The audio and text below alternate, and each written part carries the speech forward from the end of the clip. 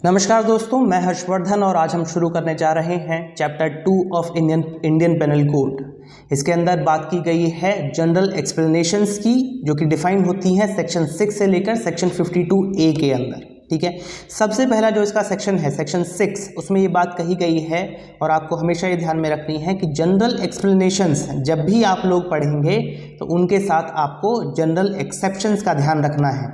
ये general exceptions chapter 4 के अंदर दिए गए हैं। ठीक है जी, उदाहरण के तौर पर मैं आपको बताता हूँ कि 7 साल का जो भी बच्चा होता है, 7 साल तक की उम्र का कोई भी अगर बच्चा है, उसने कोई भी गलत काम किया है तो कानून उसको ऑफेंस नहीं मानता है, उसको कोई सज़ा नहीं होगी। अब ये एक्सेप्शंस है, लगभग हर एक ऑफेंस के ऊपर ये लागू होता है। तो क्या इस बात का कोई पॉइंट बनता है कि हम हर ऑफेंस के नीचे इस बात को रिपीट करते जाएं कि जी 7 साल का बच्चा होगा तो उस पर ये लागू नहीं होगा? कोई पॉइंट नहीं बनता। तो हमने एक जगह पे जनरल एक्सेप्शन लिख दिए, एक जगह पे जनरल एक्सप्लेनेशंस लिख दी और एक प्रावधान, एक सेक्शन ऐसा बना दिया जिसमें ये कहा गया है कि भैया साथ में पढ़ लेना दोनों को, जब भी एक्सप्लेनेशन देखो तो एक्सेप्शन भी देख लेना। ठीक है जी। अब जनरल एक्सप्लेनेशंस में यानी कि इस चैप्टर 2 में ज़्यादातर सेक्शंस में सिर्फ एक दो लाइन में कुछ टर्म्स को, जो कि ऑफेंसेस को डिफाइन करने में इस्तेमाल होंगी, उनकी एक दो लाइन की एक्सप्लेनेशन दी गई है।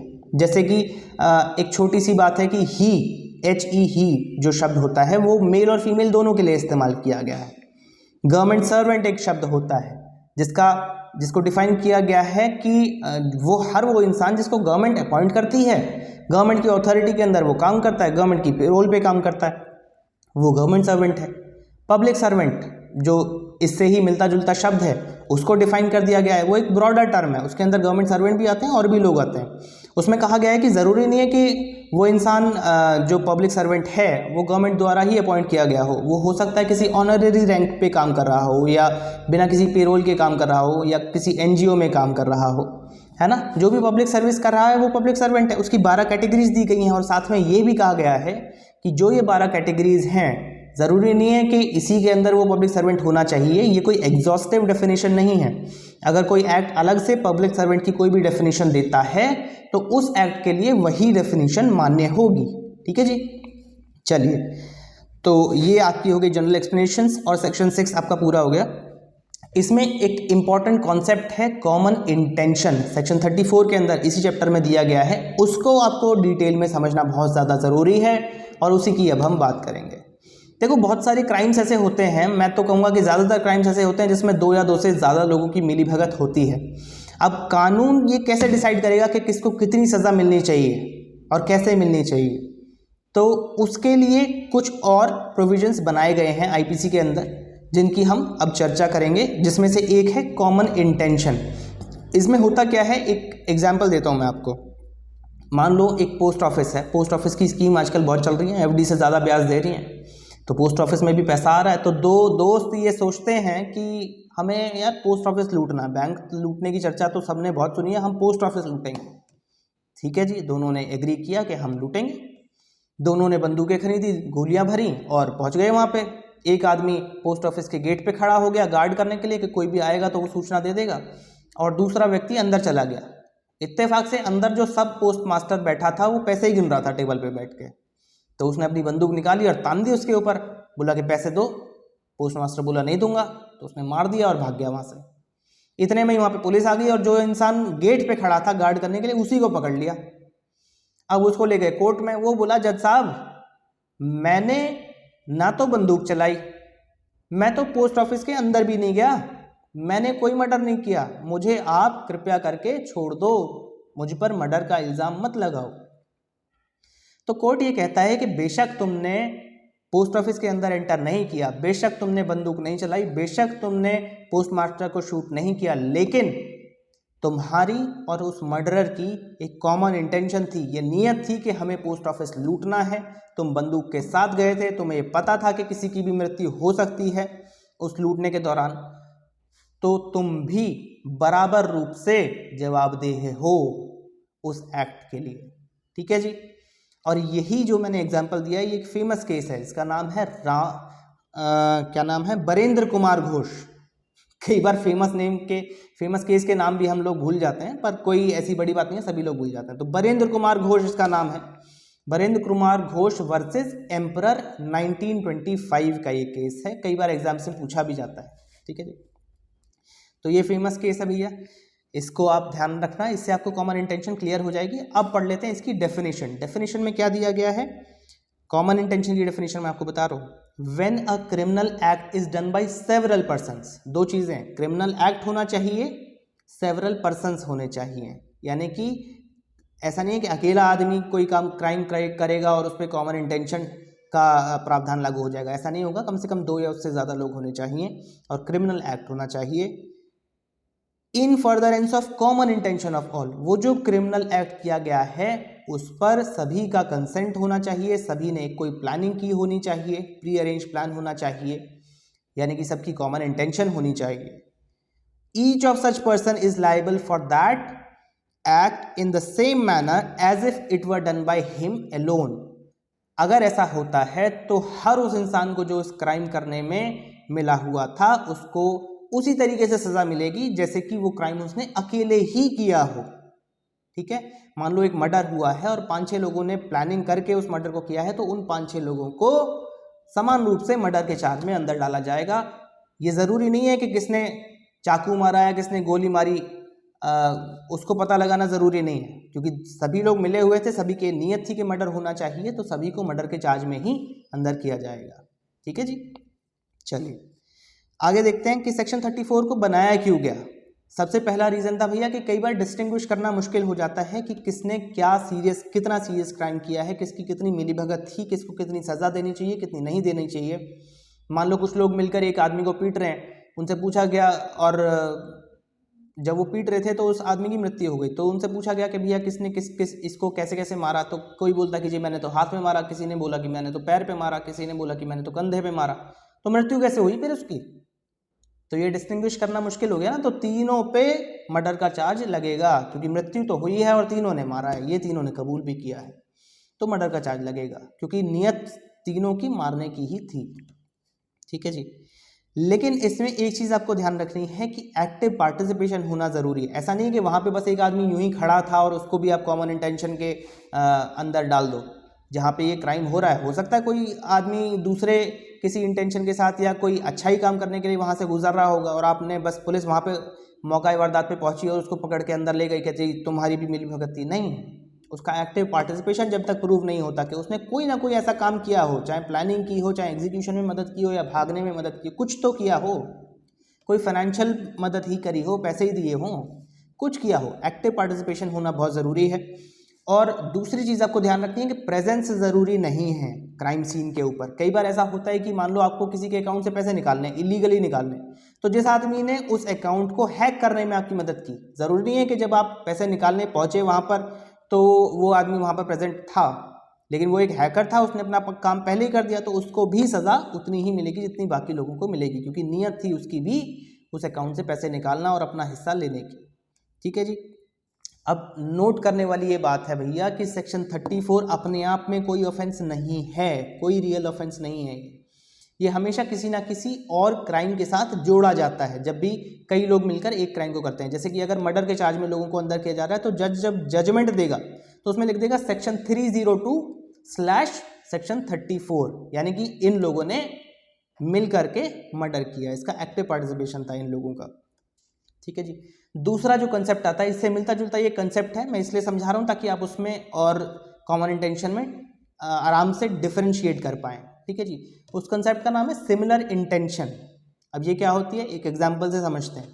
दो लोग हैं, दोनों चोर हैं, इत्तेफाक से एक दिन एक ही घर में चोरी करने चले जाते हैं। वो दोनों एक दूसरे को नहीं जानते, लेकिन एक ही दिन एक ही घर में चले जाते हैं और कुछ खटपट होती है। परिवार का एक सदस्य जाग जाता है, वो देखता है कि उसके सामने एक चोर है, चोरी कर रहा है, वो उसकी तरफ दौड़ता है उसको पकड़ने के लिए। चोर डर जाता है, वहाँ से भाग जाता है।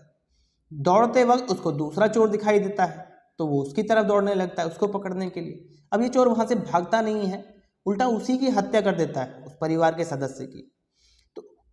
तो अब आप मुझे बताइए कि ये जो दोनों चोर थे, क्या उनका एक ही तरीके का क्राइम था? क्या उनको बराबर सज़ा मिलनी चाहिए? क्या दोनों को मर्डर के इल्ज़ाम में अंदर करना चाहिए?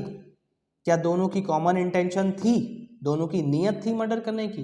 क्या दोनों को पता था कि मर्डर होने वाला है? नहीं। इन सभी सवालों का जवाब है नहीं, इसलिए यहाँ पर कॉमन इंटेंशन लागू नहीं होगी।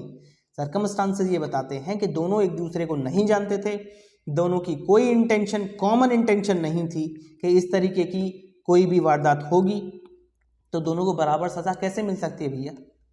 तो यहाँ पर प्रावधान जो लागू होगा वो होगा सिमिलर इंटेंशन का। सिमिलर इंटेंशन तभी लागू होती है जब कोई प्री अरेंज प्लान नहीं होता है।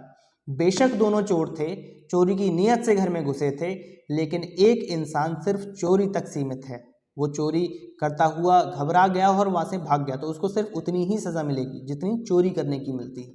वहीं दूसरे इंसान ने हत्या की तो उसको हत्या की सज़ा मिलेगी। ठीक है जी, दोनों को अलग अलग सज़ा मिलेगी क्योंकि दोनों की नीयत अलग अलग थी और काम भी अलग अलग थे।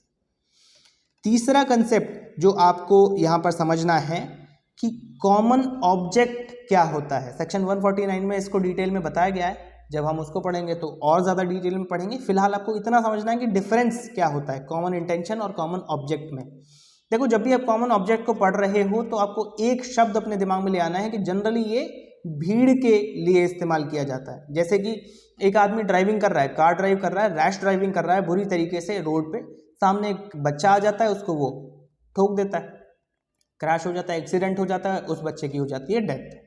आसपास जितने भी लोग होते हैं वो गुस्से में आ जाते हैं और उसको, ड्राइवर को पीटना शुरू कर देते हैं गाड़ी से निकाल के, और इसमें उस ड्राइवर की भी मृत्यु हो जाती है। अब मुझे बताइए किसको कितनी सज़ा मिलेगी और किसको सज़ा नहीं मिलेगी, क्योंकि भीड़ ने मारा। तो कानून ये कहता है कि ऐसी कोई भी अनलॉफुल असेंबली यानी कि बहुत सारे लोग जहाँ पर इकट्ठा हों और कोई इलीगल क्राइम कर रहे हों, वही एक अनलॉफुल असेंबली है, या इलीगल क्राइम करने की नीयत से खड़े हों, है ना। तो वहाँ पर अगर कोई भी क्राइम होता है तो वहाँ पर अगर वो एक प्री अरेंज प्लानिंग नहीं है तो वो कॉमन ऑब्जेक्ट के प्रावधान उस पर लागू होंगे। इसमें आपको कुछ चीज़ें जो ध्यान रखनी है, जो कि आपको डिफ्रेंशिएट करने में मदद करेंगी। सबसे पहली चीज़, 5 या उससे ज़्यादा लोगों का मौजूद होना ज़रूरी है जब वो क्राइम हो रहा है। ठीक है जी, कॉमन इंटेंशन में केवल 2 या उससे ज़्यादा थे, यहाँ पे 5 या उससे ज़्यादा है।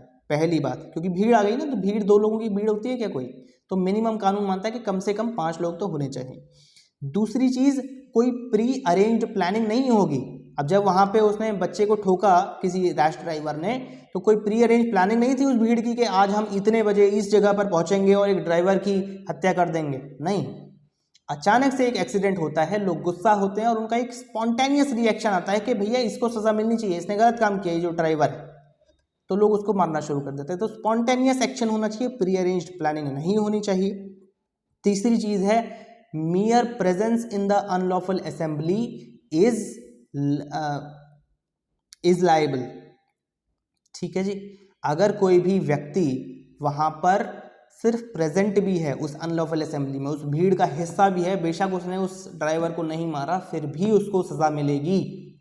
ठीक है जी, क्यों मिलेगी सज़ा?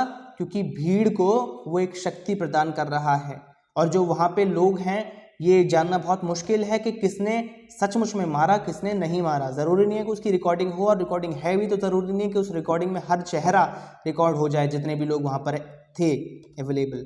तो इसलिए वहाँ पे आपको प्रेजेंट नहीं रहना है। ऐसा कभी भी अगर कोई चीज़ होती है, जो भीड़ अगर कोई गलत काम कर रही है, उस भीड़ से अलग हट जाइए, वरना भैया तुम भी अंदर जाओगे, बेशक तुम कुछ गलत काम नहीं कर रहे हो। ठीक है जी, तो mere presence in an unlawful assembly is liable। ठीक है जी, तो common object is related to immediate act. सबसे जरूरी चीज आपको ध्यान में रखनी है, कॉमन इंटेंशन में क्या होता था, एक एंड गोल होता था कि हमें कहीं पे जाके चोरी करनी है, तो चोरी एक एंड गोल है। यहाँ पे एंड गोल कुछ नहीं, यहाँ पे इमीडिएट एक्ट है कि भैया बस इसको मारो। अब ये कहाँ से आया, कोई प्लानिंग नहीं थी, एकदम से बस स्पॉन्टेनियस रिएक्शन। तो इमीडिएट एक्ट को जब आप उसकी बात कर रहे हो, उस पर फोकस कर रहे हो इमीडिएट एक्ट के ऊपर, जो कि एक क्रिमिनल एक्ट है जिसको एक अनलॉफुल असेंबली कमिट कर रही है, तो वहाँ पे कॉमन ऑब्जेक्ट का प्रावधान लागू होगा। और जहाँ पर एक प्री अरेंज प्लानिंग है, 2 या 2 से ज़्यादा लोग उसको कमिट करने की प्लानिंग कर रहे हैं, तो वहाँ पर कॉमन इंटेंशन का प्रावधान लागू होगा। तो आपने क्या क्या समझ लिया है? 3 इंपॉर्टेंट कंसेप्ट आपने चैप्टर 2 के अंदर समझे हैं। पहला है कॉमन इंटेंशन, सेक्शन 34 के अंदर इसको डिफाइन किया गया है। ठीक है जी। इसकी कोई पनिशमेंट स्पेसिफिकली नहीं दी गई है क्योंकि ये अपने आप में कोई ऑफेंस नहीं है। दूसरा जो आपने कॉन्सेप्ट समझा वो है सिमिलर इंटेंशन, जिसमें कोई प्री अरेंज प्लानिंग नहीं होती है। और तीसरा आपने समझा कॉमन ऑब्जेक्ट, इसमें भी कोई प्री अरेंज प्लानिंग नहीं होती है। अगर आपको कोई भी डिफरेंस, अगर आपको सिमिलर इंटेंशन और कॉमन ऑब्जेक्ट अगर आपको एक जैसे लग रहे हैं तो एक चीज़ आपको ध्यान रखनी है कि 5 या उससे ज़्यादा लोगों का होना कॉमन ऑब्जेक्ट में दिया गया है एसेंशियल एलिमेंट के रूप में। सिमिलर इंटेंशन में ऐसा कोई प्रावधान नहीं है, ठीक है। और सिमिलर इंटेंशन में मियर प्रेजेंस के लिए आप लायबल नहीं हो, कॉमन ऑब्जेक्ट में हो, ठीक है जी। मुझे लगता है कि आपको एक ब्रीफ अंडरस्टैंडिंग हो गई होगी इन तीनों कंसेप्ट्स को लेकर के, और इसी के साथ हमारा चैप्टर 2 भी ख़त्म होता है। अगली वीडियो में हम चैप्टर 3 को डिस्कस करेंगे। तब तक के लिए बहुत बहुत धन्यवाद।